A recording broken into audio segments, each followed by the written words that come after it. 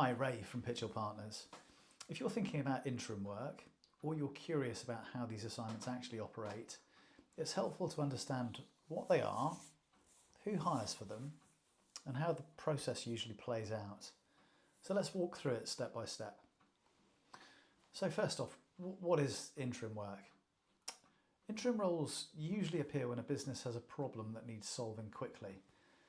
Often the problem or the situation is ambiguous. There may not be a job description and the brief is usually rough at best. Most interim assignments will usually follow three quite clear phases. The first is the discovery phase. So this is where you join the business with a situational brief. You speak to people, you look at systems, you look at processes, you dig into the numbers and you work out what is actually going on. This phase is critical because the symptoms the business sees are rarely the real root cause.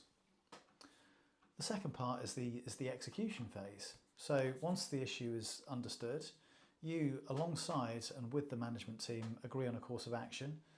It's signposted, structured, and it has a clear end point. Interims thrive in this phase, simplifying complexity, moving quickly, and bringing order where things have slipped. And then the final phase is the exit phase.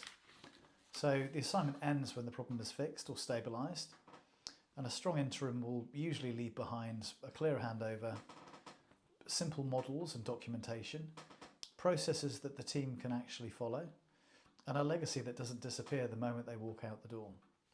If there's a technical element, like a board pack, a model or a stakeholder report, it should be handed over cleanly and logically. So who hires interims? It can vary, and it varies from business to business, but it's always someone with real skin in the game. So typically it might be the chair, it might be the chief executive, or the founder, it could be HR leadership, investors or advisors.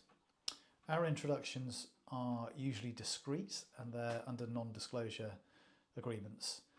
Interim hires are often sensitive situations, so trust and confidentiality matter a lot, particularly in the early stages. Can I expect a job description?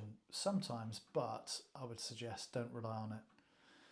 A full job description usually only exists if you're covering, let's say, a period of planned absence or a gap management role, so maybe a maternity leave or a sabbatical.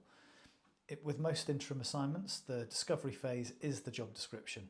So you're effectively kind of crafting your own job description. You're brought in precisely because the root cause isn't obvious yet. If you enjoy clarity from day one, interim may not work out to be best for you. If you enjoy figuring things out, it's perfect. So how long does a typical interim assignment last? Most businesses initially think it's only going to last 3 months, or it will be in 3-month chunks. That's their kind of psychological comfort zone. In reality, most interim roles will usually last about 6 months. Once you complete the discovery phase, the true scope becomes clearer. Some assignments will finish quickly, others extend because the interim keeps adding value or the situation that you find yourself in will evolve. So interim work is about impact, clarity, and moving at momentum.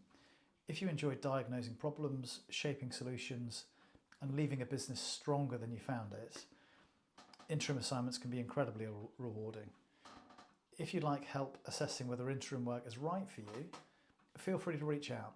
Always happy to discuss and guide you, and I've seen lots of them, so I'm sure there'll be something relevant for us to discuss.